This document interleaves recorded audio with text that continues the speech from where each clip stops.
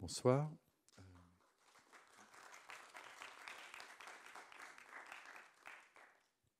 Il y a aujourd'hui quasiment 3 ans, nous organisions ici, sur cette même scène, une soirée de soutien au poète palestinien Ashraf Fayyad, qui est enfermé dans les geôles de l'Arabie saoudite. Pour une chaîne de solidarité matérielle en faveur du poète palestinien emprisonné Ashraf Fayyad.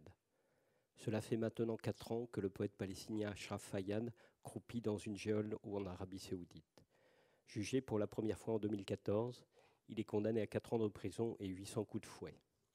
Rejugé en novembre de la même année pour crime d'apostasie, c'est la peine capitale qui est prononcée à son encontre. Une campagne internationale de solidarité avec le poète s'enclenche alors.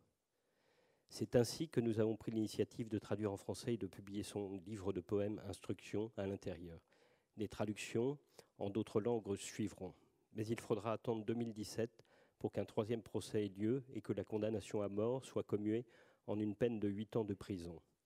Depuis lors, la mobilisation en sa faveur s'est focalisée tout naturellement sur l'objectif de sa libération.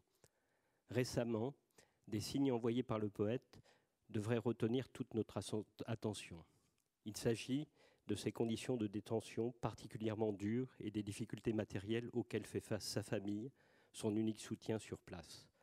Voilà pourquoi nous pensons qu'aujourd'hui, la solidarité avec Ashraf Fayyad devrait prendre impérativement en compte cette donnée. Car dans un pays où les droits humains sont systématiquement bafoués, la prison ne se limite pas à la privation de liberté. Le dénuement matériel où peut se trouver le prisonnier occasionne encore plus de souffrance. Nous adressons donc à tous les composantes du mouvement de soutien à Ashraf Fayyad pour créer une chaîne de solidarité matérielle en sa faveur. Pour plus d'informations, vous pourrez consulter le site du Marché de la Poésie. Merci. C'est un texte qui nous a été envoyé par Abdelatif Lahabi, qui faisait partie des premiers à soutenir Ashraf Fayyad quand il a été condamné à la peine de mort, puis à 800 coups de fouet, puis vous l'avez entendu maintenant à 8 ans de détention. Nous sommes maintenant réunis pour la 37e soirée en périphérie du Marché de la Poésie, 37 sur 47, il en reste encore une petite dizaine. Ce soir, vous allez assister donc à une soirée un peu particulière parce qu'elle est en quelque sorte la continuité d'une des tables rondes que nous avons tenues le samedi 9 juin sur la scène du marché, dans le cadre des États généraux de la poésie, le devenir du poème. Nous avions réuni pour cette table ronde, sous l'intitulé « Les nouvelles architectures poétiques », nous avions réuni Laure Gauthier, David Christoffel, Jérôme Gamme et Vincent Broca. Ce soir, nous sommes dans la partie illustrative de ce questionnement sur les nouvelles manières de travailler le poème et la poésie. Vincent Broca ne sera pas des nôtres, il ne pouvait pas l'être, mais vous allez entendre donc voir le travail de Laure Gauthier, de David Christoffel et de Jérôme Gamme. Je tenais alors bien sûr, avant que nous leur laissions la place, à remercier Olivier Chaudenson de nous accueillir dans cette maison de la poésie. Et je m'étais promis de commencer les remerciements par ceux que j'adresse à Régis, à Claire et à Arthur, qui sont à la technique et qui ce soir ont un travail particulièrement précis pour suivre les recommandations et le respect du travail des poètes qui vont me succéder dans cet espace. Donc merci à Claire, à Régis et à Arthur du soin qu'ils ont apporté à construire la soirée avec nos 3 intervenants. Je vous remercie donc d'être là et je vous souhaite une très bonne soirée.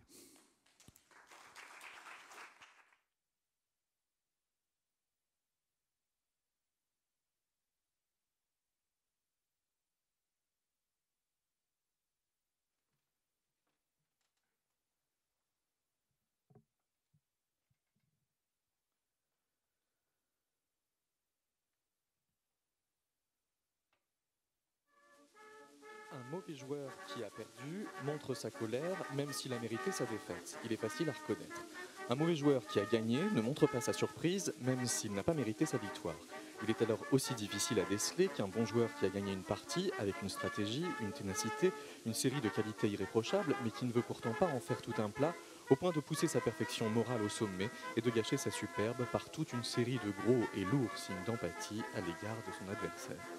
Donc, avoir la victoire modeste n'est pas gage de grand fair-play si cela doit revenir à donner dans la sollicitude rusée. Celui qui veut commencer quelque chose fait attention à ne pas se laisser isoler, mais est-il aussi entier qu'il semble faire autant qu'il peut? Arrive-t-il à se tendre encore assez? Tel qu'il se voit autant qu'il peut encore se tendre, rien n'empêche l'envie d'en découdre. Une incertitude exagérée, des espiègleries sans conséquence, la progressive déliquescence des ambitions vaniteuses. Celui qui accepte de commencer petit peut commencer plus tôt. Cela lui fait plus de temps pour prendre du volume. À la fin, il n'y a pas plus gros que celui qui a bien voulu commencer petit.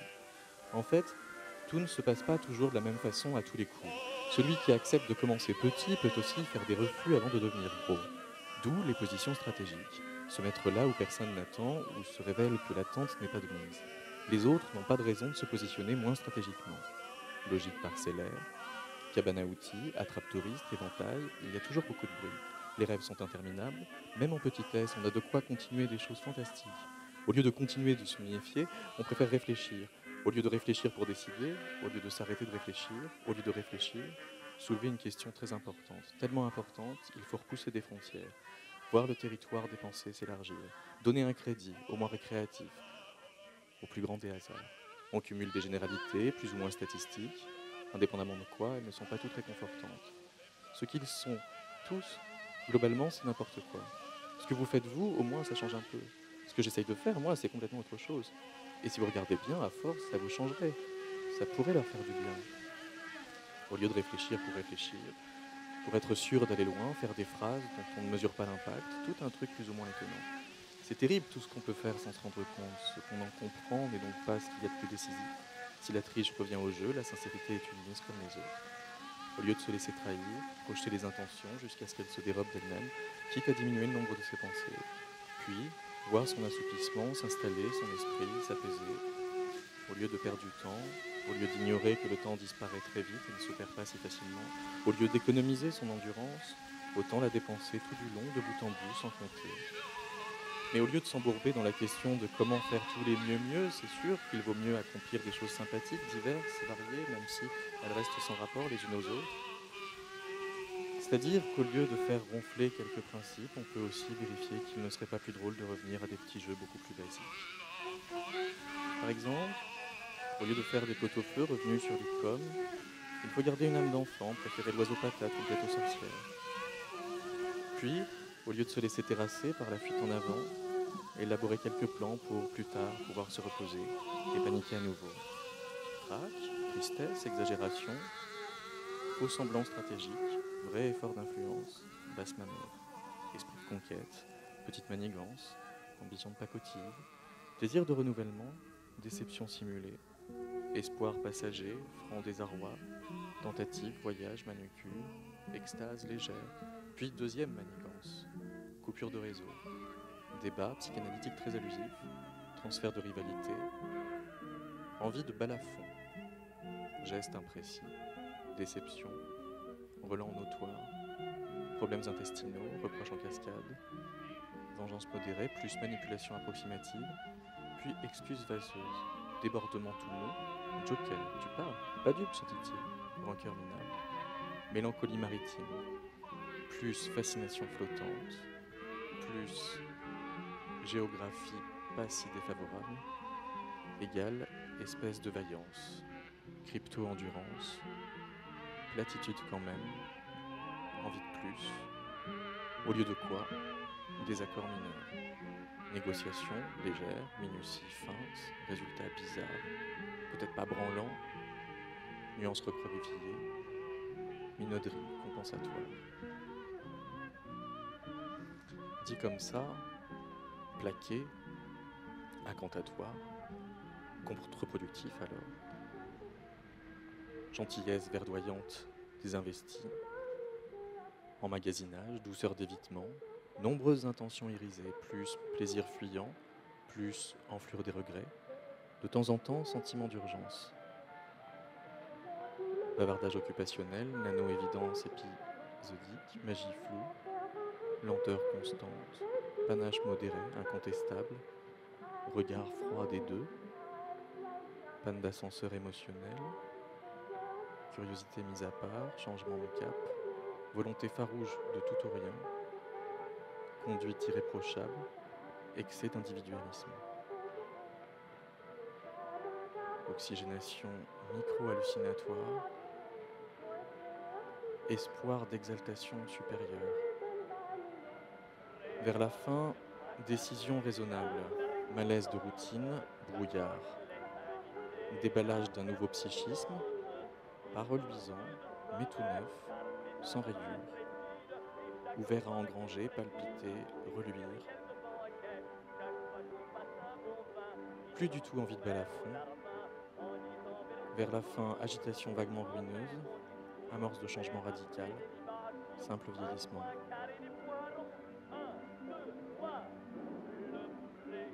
Plus la situation s'étale dans la durée, plus elle donne l'impression de vouloir nous soulager de tourments parmi les plus inextricables.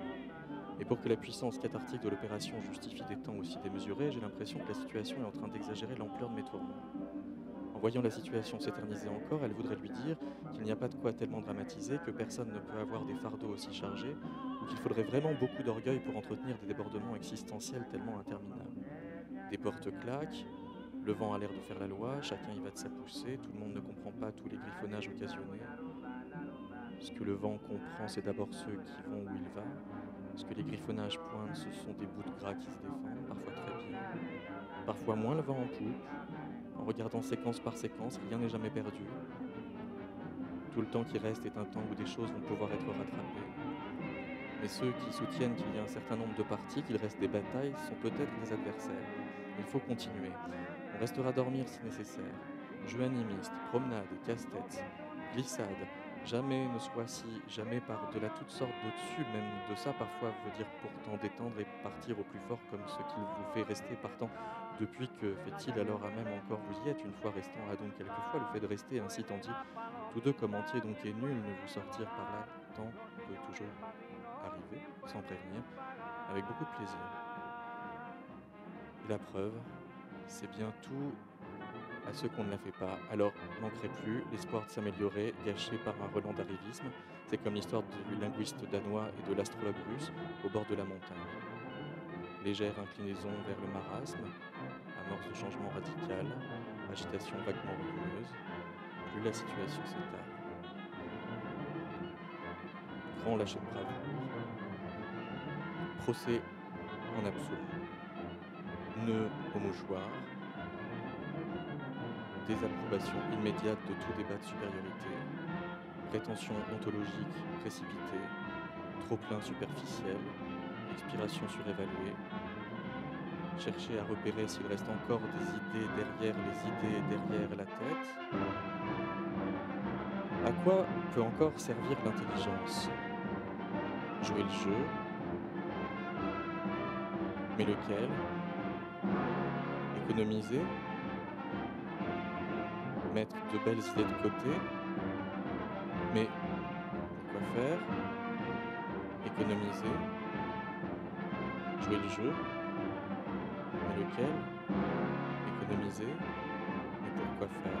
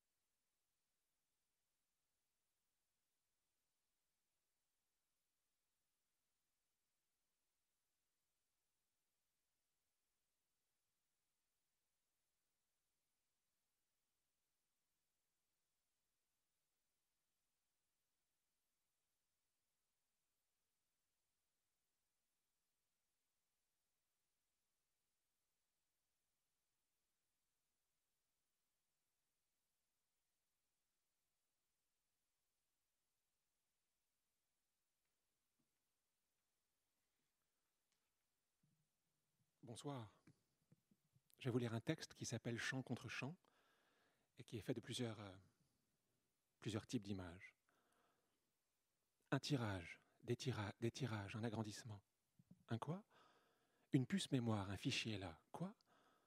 Un accrochage, un cadrage, un balayage, un agrandissement aussi. Un recadrage avec le pouce et l'index. Le journal, un journal. Des feuilles à faire tourner en couleur. Un magazine. Le titre là, la légende. Du papier satiné. Du quoi? Un grammage, la taille du fichier. La mémoire aussi. Tourne la page là. Appuie. Clique dessus pour voir l'image en grand. Clique dessus. Mais qu'est-ce que tu dis là? Qu'est-ce que tu racontes exactement? Attends, je vais te faire voir. Regarde.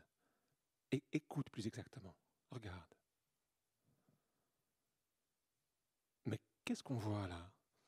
On voit l'avenue à la lumière de midi coupant de l'esplanade et piétonne. Et dans l'ombre à l'avant-plan est voilée. Les élèves, un léger flou, sont de biais en extension, bras tendus, jambes d'appui repliées. Le sabre à pompons sur le côté, le pixel est épais. La jeune femme en rouge, le gros monsieur en ombre chinoise, là, face à la jambe gauche du professeur est torchant. Swipe. Le cours de tai chi continue en plein air, en plus flou. Le téléphone légèrement déplacé à droite dans l'axe.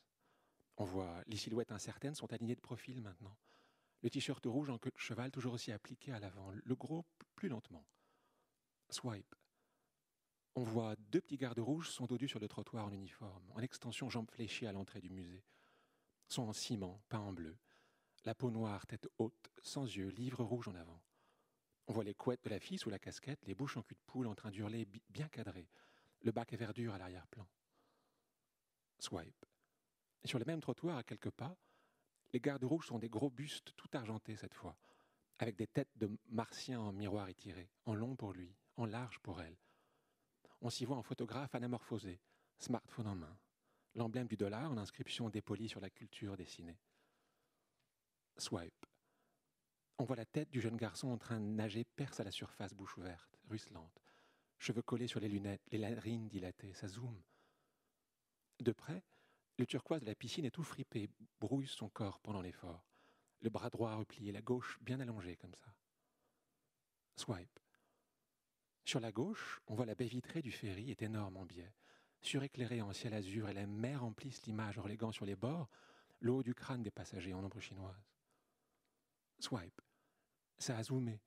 On voit mieux l'immense viaduc enjambant l'estuaire pixelisé à l'extrême en gris clair, plutôt flou, avec un poids lourd plus foncé au milieu et le ciel en aiguille de seringue par-dessus. Tout est lancé. Swipe. Sur la gauche, on voit les fruits jaunes et violets reluisent à l'avant-plan dans les cageots des bords sur le trottoir éclairé au néon. C'est la nuit. On voit les prix, le feu vert au fond, le pixel des façades là, du goudron. Le vendeur sourit. En pied sur la droite, il parle au téléphone, main sur les pommes et la tête encadrée dans le panneau publicitaire de l'autre côté de la rue. Swipe. On voit la plage s'étend à travers toute la moitié inférieure de l'image, jusqu'à la montagne à l'arrière-plan, vert foncé, avec immeubles plantés ça et là. Encore habillés, les estivants progressent en couple à l'avant-plan, à la recherche d'un spot où se poser. On voit le bord de mer est couvert par un sol bleu cornetto, il fait très chaud. Swipe. Mais qu'est-ce qu'on a vu là?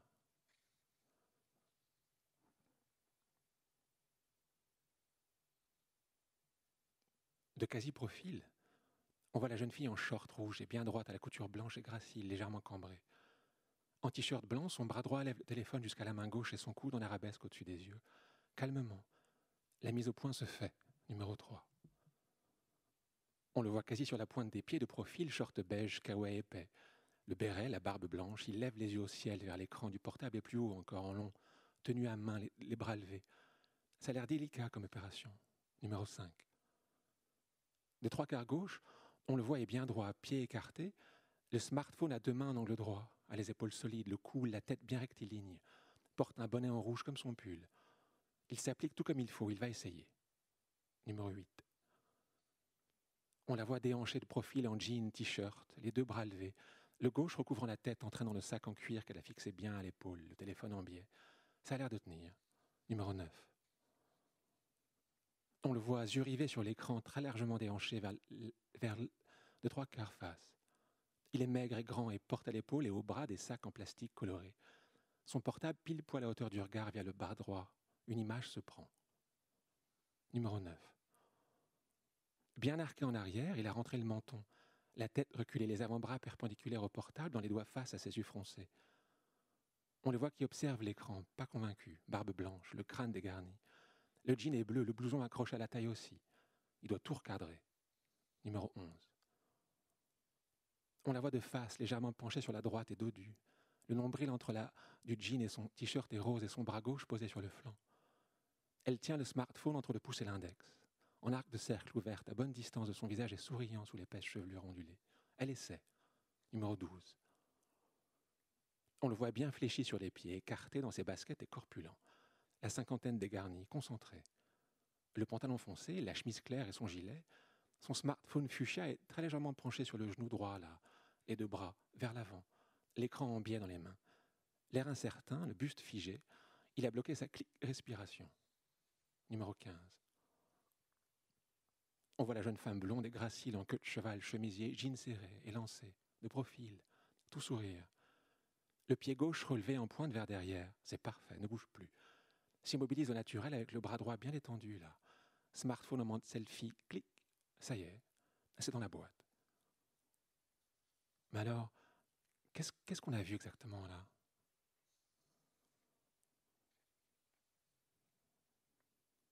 On voit les trois brunes en contre-plongée en gros plan. En 4:6, elle sourit délicatement, cheveux mi-longs, courts, en chignon de face. Tête légèrement penchée, main vers le menton. C'est dans les blancs rosés, le nom de shampoing, le logo vif de la pharmacie dans le noir de la rue, le rouge scintillant du fast-food à côté. 2013. La 2x3 voix s'enfonce dans l'image en béton armé, tourne sur la gauche au loin, à 20 mètres de haut en contre-plongée. Dessous, le carrefour géant attend le feu bien rangé, une scouteuse dans l'ombre à l'avant-plan, casque dégrafé, sac à provisions. Le ciel est blanc. 2012. On voit les gens tassés à l'arrêt de bus sur la 2x3 voies, creusent le champ là légèrement. De gauche à droite en biais. Sont jeunes, l'air fatigué, se tiennent droit. Deux hommes à l'avant-plan sortent de l'ombre en maillot, bras de chemise, cigarette à la main, tournés vers nous à scruter l'arrivée du prochain bus. Fait super chaud. On voit la lumière est éclatante et le vert, le jaune des bambous sur le soleil bleu, tout en haut. 2010. En profondeur de champ, depuis la terrasse du toit, on voit toute la baie est immense et piquée de buildings sur la presqu'île en face, avec chaîne de montagnes au loin et bleu ciel des nuages en panorama. On voit le dos des touristes à l'avant-plan vers l'horizon, contre le garde-corps en acier bien centré, sac au dos, téléphone en main. Les deux garçons en short font le point. À leur droite, dans l'air chaud, l'homme au crâne dégarni et sa femme aux mains sur les reins soufflent un peu. Examine des gratte-ciel en contrebas. 2010. On voit les muscles du livreur au cul du camion ouvert et torse nu, super penché, la jambe d'appui, les bras près du corps en tirant le transpalette et surchargé. Il regarde le sol pendant l'effort. On voit les packs de coke, le Fanta, la bière San Miguel et les rouleaux d'essuie-tout enrobés d'un film transparent sur la palette en bois n'a pas bougé. 2010. Les piétons se croisent dans le gris, mangent le premier tiers de l'image sous les montres Omega. La Citibank en blanc et les laptops sont flous en 6:5. On voit les façades de l'autre côté de l'avenue, les visages immenses et souriants saturent l'image avec en contrebas les passants fourmillent à l'avant-plan, tête inclinée dans le creux de la main généralement. 2010. On voit la veste de Mao fait 4 mètres de haut en acier, sans tête, boutonnée. C'est dans un parc, sous un arbre aux feuilles vertes, il fait beau. Les gens leur livrent tranquillement leurs genoux, Mao sans un mot. 2010. De dos, on voit la jeune femme assise sur la serviette en rotin, jambes repliées, le sable poudre, la mer est bleue, le ciel, les îles vert foncé. Son bikini rose fuchsia est blanc, elle a la peau laiteuse, la chevelure de jet. Debout en short de bain, en tongs à moitié enfilé, il lui tend le tube de crème solaire est épais. 2010. On voit les hommes torse nus au cul du camion sur le haillon à la peau mate là, et recouvert de carton beige, fument. L'un d'entre eux actionne l'élévateur lentement, les boulons, la poussière du conteneur rouillé, la peinture écaillée en gros blanc. 2010. Mais qu'est-ce qu'on a vu là?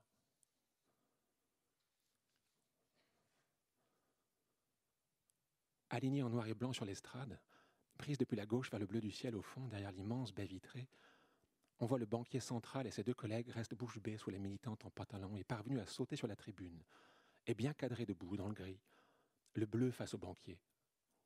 Fixement, les documents qu'elle a achetés en l'air s'éparpillent contre les poutres en acier, sous l'objectif des photographes, mitraillent depuis la droite, en bas, à 2 bras, pas loin des plantes en pot et du gardien se précipite depuis l'arrière-plan. Il y a une très grande hauteur sous plafond. Le Monde, 19 avril 2015. Marchant vers nous, bien centré dans le couloir de la gare, on voit la petite fille tient son nouvel ours en peluche et rose dans ses bras.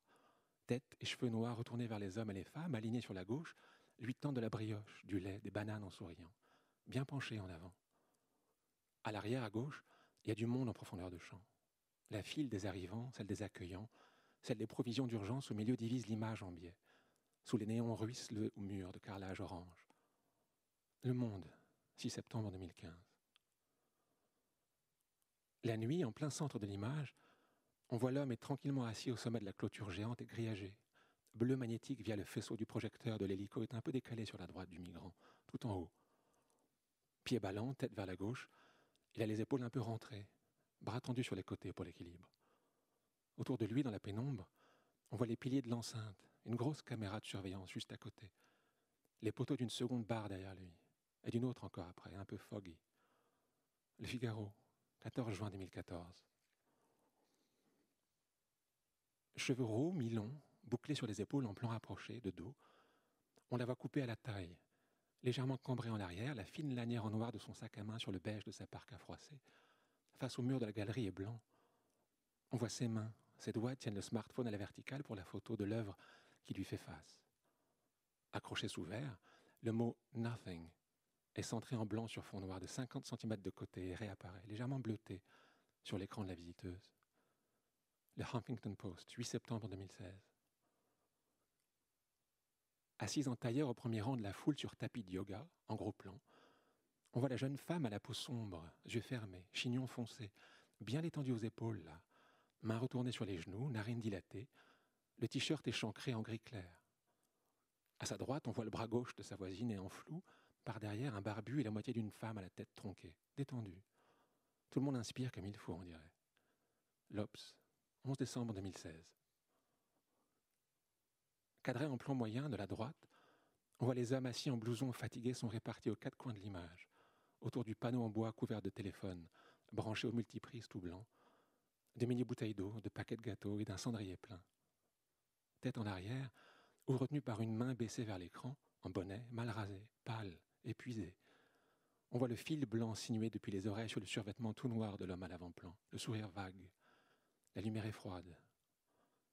Libération, 3 février 2015.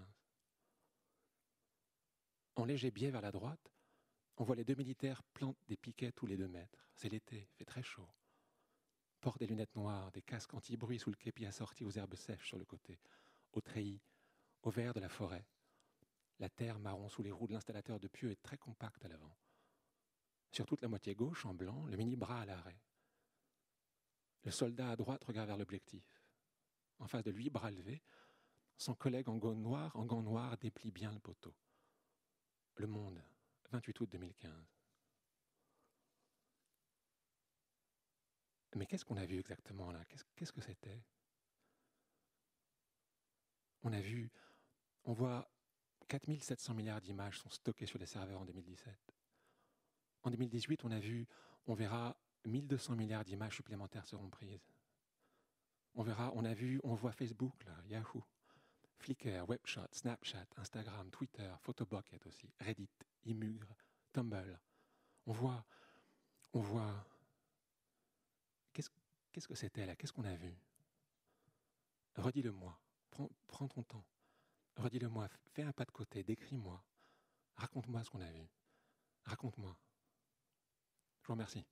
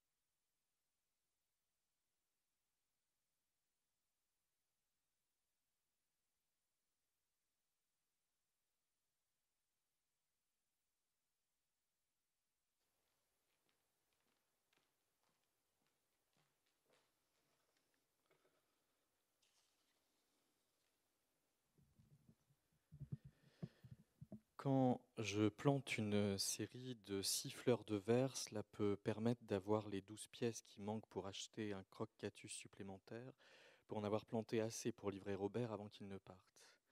Les offres de Robert sont un peu avantageuses par rapport aux ventes du marché, pas assez avantageuses pour être tout à fait importantes, mais suffisamment régulières pour structurer l'activité.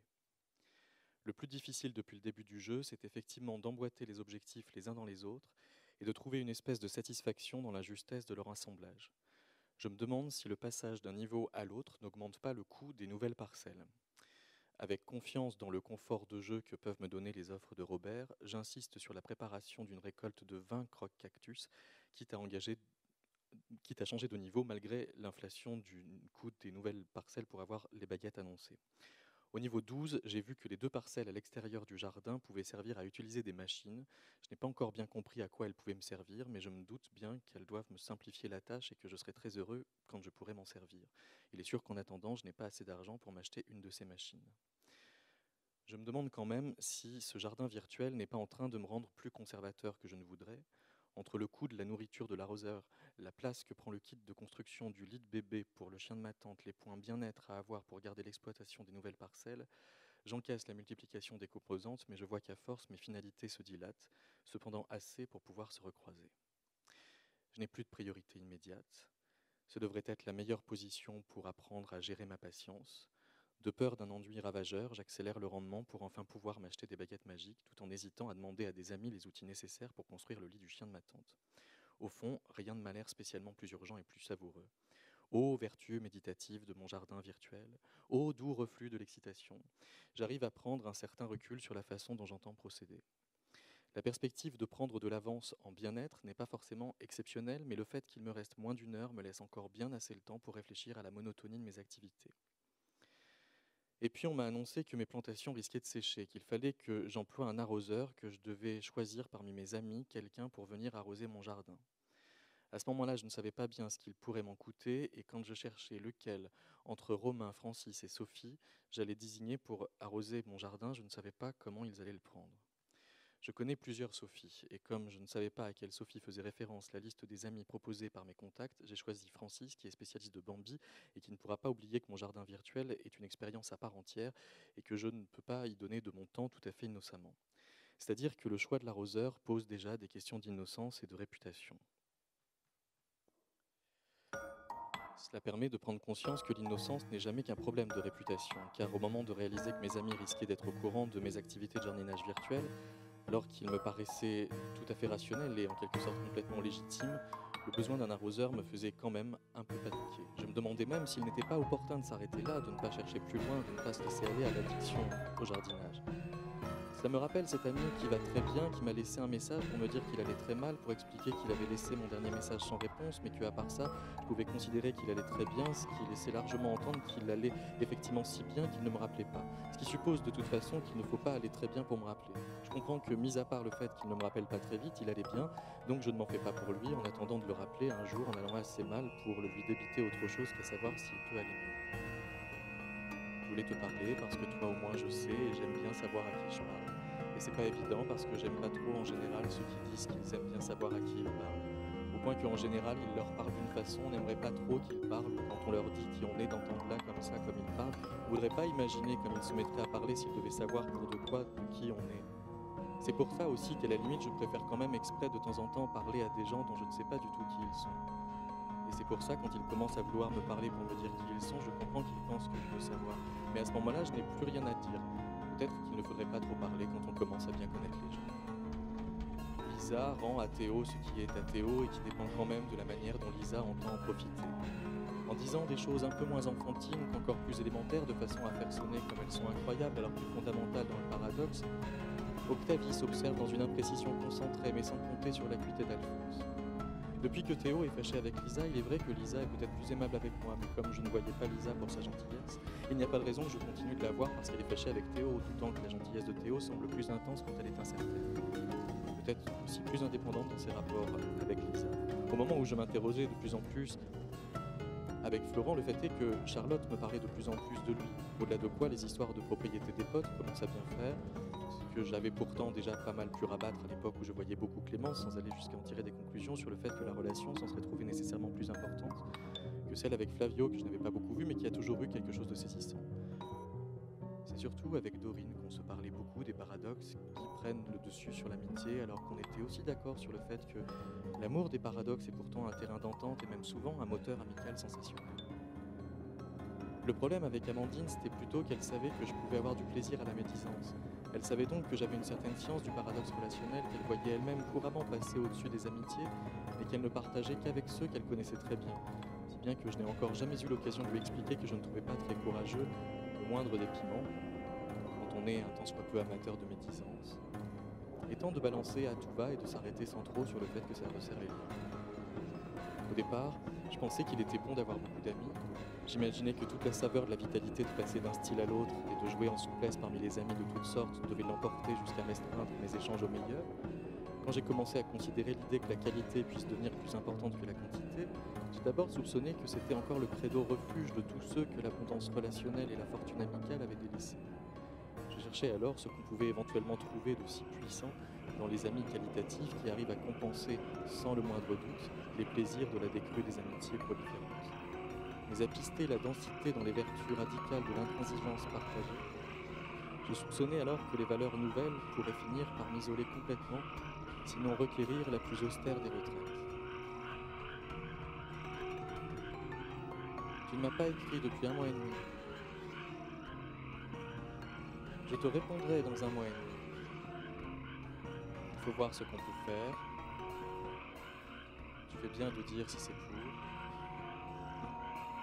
Je ne fais pas toujours exprès ce que je peux. On voit bien ce qu'il faut faire quand on sait mal. C'est vrai, observant attentivement fait toujours un peu plus. Tu survoles, tu remarques, et de la fumée on finit par aimer. Regarde ce qui peut être rebondi en disant ça qui plus est. Ceux qui voient bien ce qu'on veut dire n'étant pas. Ceux dont on aimerait qu'ils n'écoutent, c'est bien ça. Grandir la montagne, c'est pas le genre d'aider les gens. Tu pourrais retourner balayer ta chambre triangle infernale. J'atterris doucement une fois que la description favorable. Des plumes de couleurs variées, caractéristiques, tout à fait. J'avais pourtant proposé des moyens sûrs, peut-être un peu trop. Au cas où les loups reviennent, ce n'est pas le plus grave. Il a compris pourquoi ce qui explique des cris au loin. Comme tu as cru un moment que la forêt était en feu, parfois, cauchemar, on donne de ces noms, c'est pour ça. Tout laisse à penser, je ne me suis pas approché davantage. Oui, salut David, c'est Le Philippe. lieu n'était pas fait pour être solennel et j'ai essayé de justement. taper, puis j'ai vu que tu as Le essayé de me propos rappeler qu'il après. n'entendait n'était Je pas vais pas non plus répondre. question de solennité. Bref, j'espère que tu vas bien. Ça peut prendre quelques Poursuivre la nouvelles, savoir si créature, c'était dans très très les puissante pour te dire. parages de la radio. Il ne s'agit pas à moi tout seul de parler beaucoup tranquillement. toi. Donc, tu arrives à La dernière fois, il sait même le laboratoire, disons, à 9h45, tu es dans redoutable qui opérait du plaisir constant. Donc, il te faut à pied. Le temps que les connexions répètent Tomber sur la météo, 10 minutes pour monter. je souhaite que nous avancions précautionneusement avec Forêt, juste pour dire que les devoirs, question de savoir où on marche, au bout d'un moment, Bonjour David, Nicolas Rouvière à l'appareil. l'endroit est passé, de Paris, c'est le département, on est donc là des toute la nuit, cultures que vous encore un pas dans ce truc qui tu vas bouge, bien. des noms Je me très permets longs, de pas t'appeler complètement sur le bon imprononçables, conseil de Lucie qui une avait table acheté toute nue, l'ordre porté à déjà, toi lors d'une la carte ce versée. matin. En fonction de la manière dont il réagit, pas trop Bonjour gros David, néant. c'est Myriam Lanuto. Je sais Écoute, j'ai bien qu'intérieurement, une tu section n'interviens jamais directement, quoi que ce soit qu'il y avait un demi-cercle explicitement sacré. Pour les autres, se flattent d'observer chez soi le lieu de recevoir. L'occasion très paisible de regarder nos cas tous les jours. Des groupes commencent à se contracter, à prendre à voir. Mais personne ne tente de considérer le cas de tous. La trame fait varier l'intérêt qui est le fait d'une fiction. C'est l'adversaire très coriace qui a dit qu'il ne faut pas rêver. C'est sûr que son rôle n'est pas pour grand-chose dans ce qu'il dit. Il est très fin, on dirait que cela, indépendamment du reste. Et voilà, Tu n'arriveras donc jamais à faire un dîner avec sérénité. Les histoires de feu dans la forêt, c'était pour ça. Ceux qui reprennent toujours tout, on leur demande pas tant. foutre dans cette On galère. espère encore un trou à moins qu'un autre Doudou. devant. Bon ben, tu Peaufiner veux me rappeler, personnage. David, ça sera sympa, merci.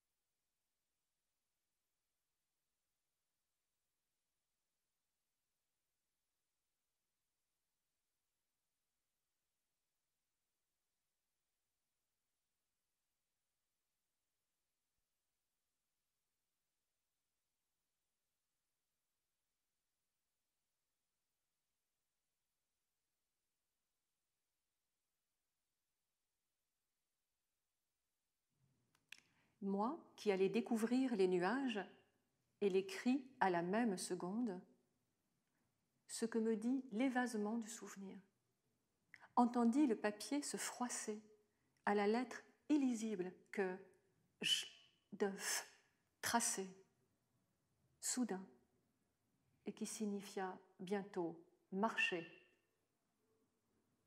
En sortant, me souvenez des nuages, comme l'aveugle se figure le cercle. Et là, parmi les hautes fagnes, me ferai un passage à hauteur d'épaule et vois le phototrope s'incliner à mes pas. Et plus je marche, plus les soleils devenaient lourds et noirs.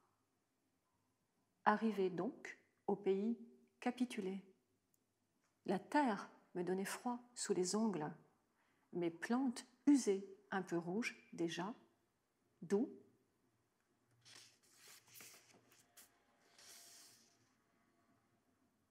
dans une douleur sourd-muette, on m'a dit de marcher, sans mots, sans désir, outre à la vie.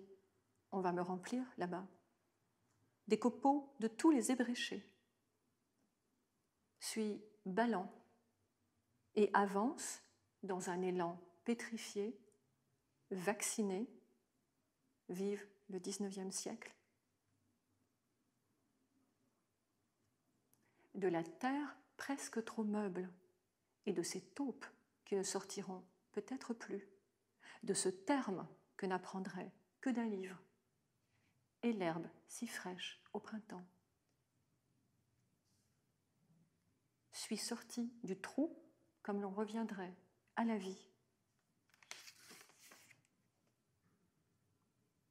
Raconte-t-on sa lapidation? Émergence de dessous la pierre, pour qu'elle voie. Les vers de l'enfant placard sont dans la terre.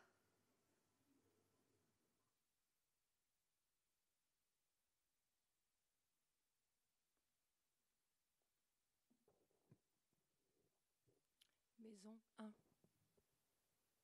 Ch n'est pas vos maisons, ni vos châteaux. Je ne répète rien. Même quand je redis vos phrases pour moi, mais rien en moi n'est redevenu ce qui était. Qui peut en dire autant? On devrait abandonner tout le monde, vous, flanqué de murs de pierre. Et toute la ville a plongé les mains en moi pour se retrouver, ne croyant qu'en les racines. Vous m'avez tatoué tous les messages, suis devenue la vitrine de vos manques. Puis sont venus les poètes badigeonnant faussement rupestres leurs envies sur moi, se roulant dans mes cendres pour apercevoir ce que la nature pourrait encore leur dicter. Bon Dieu, l'exotisme. Et marcher en mastiquant une longue phrase, mais n'avait que 2 chevaux et des rubans, un habit, leur souvenir. Et déjà, votre ville avait trop d'objets et déjà, vous vouliez les oublier à moi.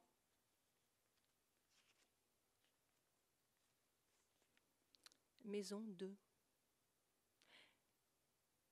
Elle me dit, j'aime entendre le voile des sons.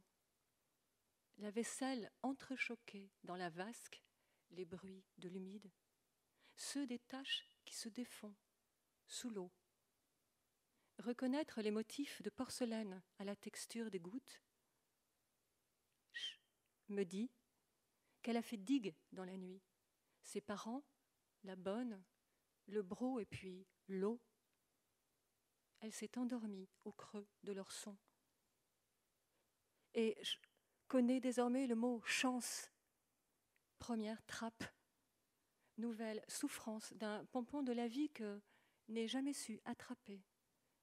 Cramponné à la terre. Jamais les bras au ciel, mais c'est bien un seul tour de manège. Lui parler du silence des pierres. Et écrit, j'ai toujours été content et satisfait jusqu'à ce que l'homme vienne et m'apprenne à imiter. Mais je ne savais pas ce que j'avais écrit. Et cette phrase, les poètes la croient plus que toutes les autres. Quelle merveille que l'énoncé dégoulinant d'ingénuité de l'enfant battu qui pleure le rassurant claquement du fouet, comme le placard était doux, qui empêchait les horribles sons de la vie. Infants égale nature.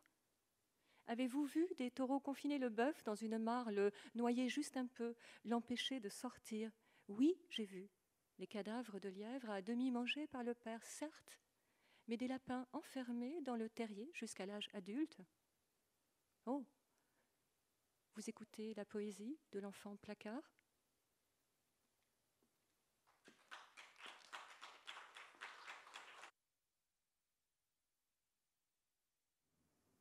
Et la pâleur du flanc de Saint-Sébastien, mais ma douleur est sans image pour vous, elle est verbe. Ma bouche pleine de vos mots suis une histoire.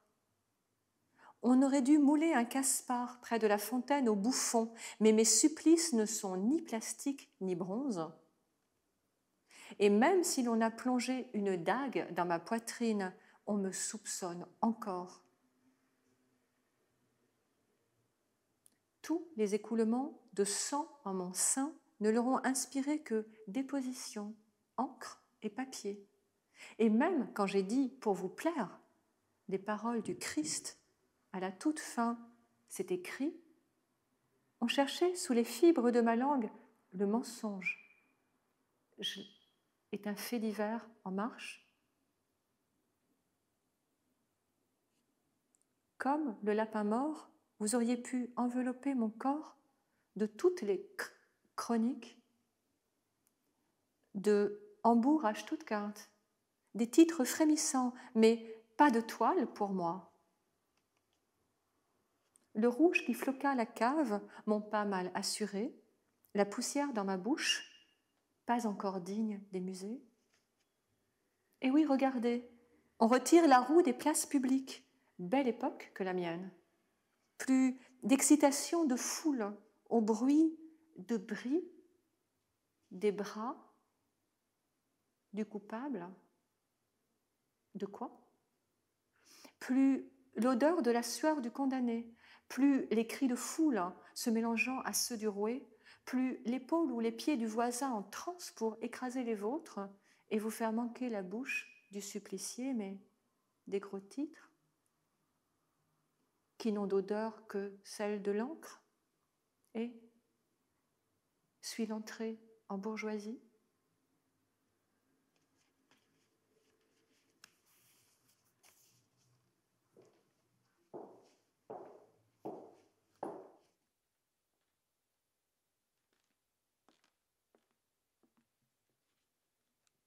Diagnostic 2.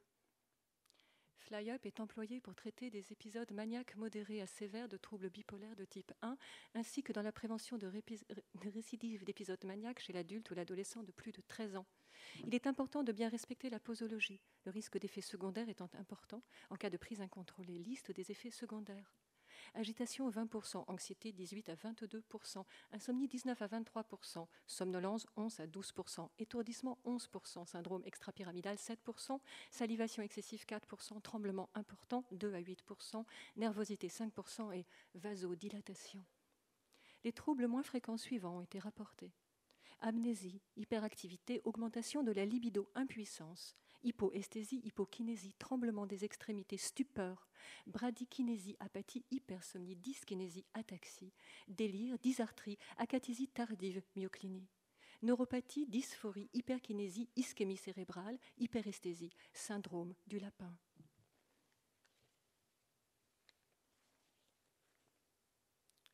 Maison 3. Quand vous traverserez les rues de Nuremberg, pensez à ceux qui ont bu à la paille mon point d'interrogation. Paille dans la béance, premier gros titre. L'Europe bourgeoise des faits divers. Touristes venus me voir, l'attraction de la maltraitance. Oh, le marché de la poésie. On m'a donc posé là, sous la neige artificielle des « pourquoi ?» enseveli sous le kitsch du positivisme. Kaspar Hauser. Combien d'autopsies poétiquement menées, peau douce et œil pur.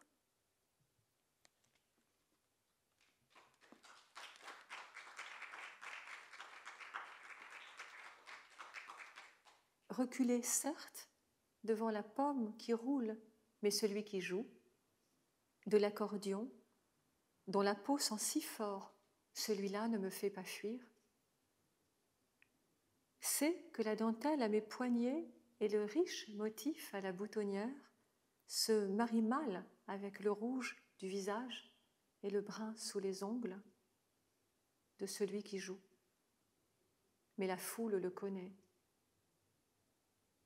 Et les hanches libres dégivrent mes pas, de petits entrechats, tcha-tcha. En nous, sur la place, derrière l'église, sursaut de notes qui arrachent un peu les muscles du sourire, et quelques rues traversées sans autre pensée, juste le pas qui se déroule autour du soufflet dans un ruban de joie, et danse encore, que devrait fuir, rentre tous les soirs et espère croiser l'homme aux gros doigts rouges. Chaque phrase apprise, aussi utile à la vie qu'une trace de pas sur le sable à marée basse. Mais je mourrais plein d'images avariées qui ont pourri dans la nasse 17 ans durant, débordant de l'écume de mes dessins sauvages. Et toutes ces trappes en moi dont personne n'entend le claquement, et aucun mot encore pour ça. Il m'en aurait fallu plus. Pourquoi dites-vous tous le contraire? Vous qui mourrez sous les dictionnaires?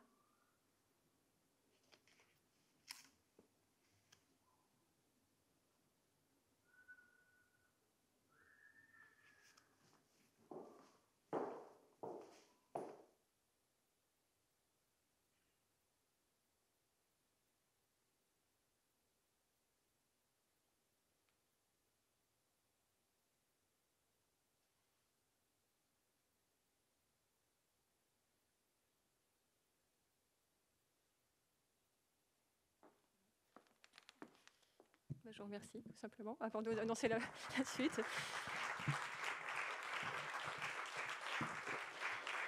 Je voudrais remercier aussi Thierry Demey, qui va peut-être venir quand même. On ne fait pas des œuvres ensemble sans qu'on salue ensemble, avant d'annoncer la suite. Thierry, donc, qui a réalisé ce film. Voilà. Voilà. Merci Thierry. Alors la suite, il devrait y avoir aujourd'hui aussi la compositrice Nuria Jiménez Comas qui s'est ressaisie musicalement de cette histoire de Kaspar Hauser, et on a travaillé 2 ans ensemble. J'ai réécrit le texte de façon polyphonique pour elle, et vous allez entendre donc une captation d'une création, la création suisse de la pièce en mars à Genève. Vous entendrez à la voix la soliste qui s'appelle Anna Clementi. Le chœur, c'est le chœur Spirito, dirigé par Nicole Corti. Et la seule chose que je dois signaler, c'est que la compositrice a travaillé à spatialisation, donc sur des multipistes, des multicanales, et que ce n'était pas possible. Donc vous allez entendre un document de travail avec un enregistrement simplement stéréo. Voilà, je vous remercie.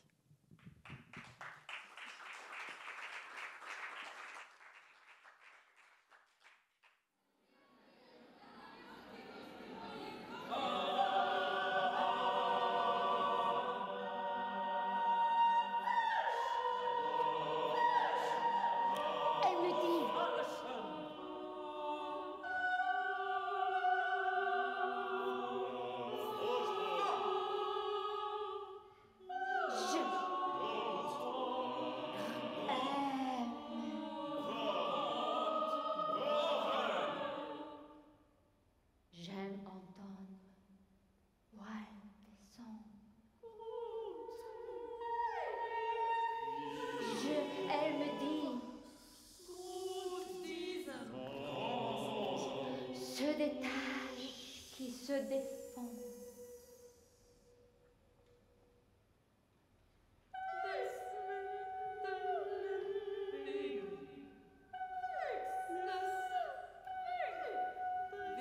J'aime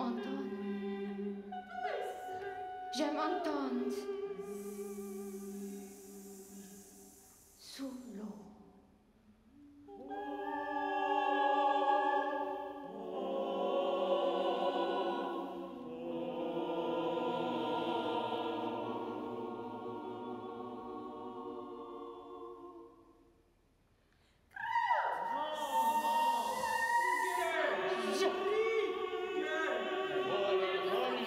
Je me dis,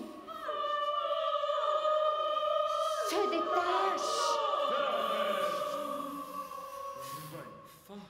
Que fatigue.